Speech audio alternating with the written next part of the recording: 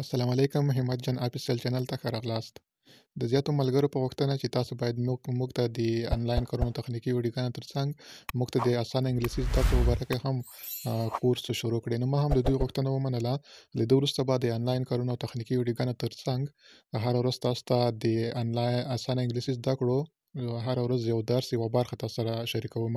نو څه چې موږ زده وي موږ به هم له تاسو سره هغه درس چې د هغه شریکوو په دې هیله چې تاسو هم له اسانه انګلیسي زده کړې څخه یو زده کړئ او په راتلونکي کې ورڅخه استفاده وکړئ.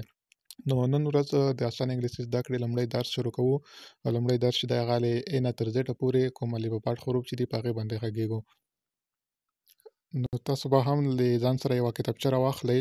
زه چې تاسو ته کوم درس درکوم تاسو باید هغه درس په خپله کتابچه کې له ځان سره ولیکئ او په ورځ کې څو ځله په هغې باندې تېر شي تر څو ستاسو په ذهن کې هغه سم کیني او یو څه ورڅخه زده کړئ. نو راځه ما په ویډیو باندې درته پیل کوم. که تاسو زما چینل کې نوي یاست زما چینل سره سبسکرایب کړئ تر څو زما هره ویډیو تاسو ته پر وخت ورسیږي. ښه د نن ورځې درس چې دی هغه الفبات حروف دي چې ځینې په غټو او په کوچني په دواړو تاسو ته زه دغه درښیم.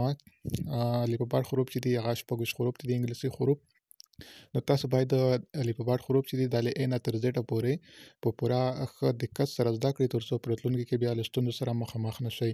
نو دلته دغه الفبات حروف چې دي دغه په غټو تورو دی او دغه چې دی دغه په کوچنیو دی. نو تاسو باید دغه دواړه ښه په ذهن کې یادداشت کړئ.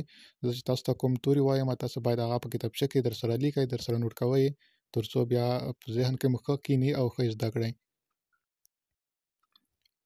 نو راځو په درس باندې پیل کوو. لومړی دغه ته A وایي صحیح ده. A چپ طرف ته په غټو او ښي طرف ته په وړو یعنې په کوچنیو حروف لیکل شوي. A A B B C C D D E E F F G G H H I I J J K K L L M M N N O O P P Q Q R R S S T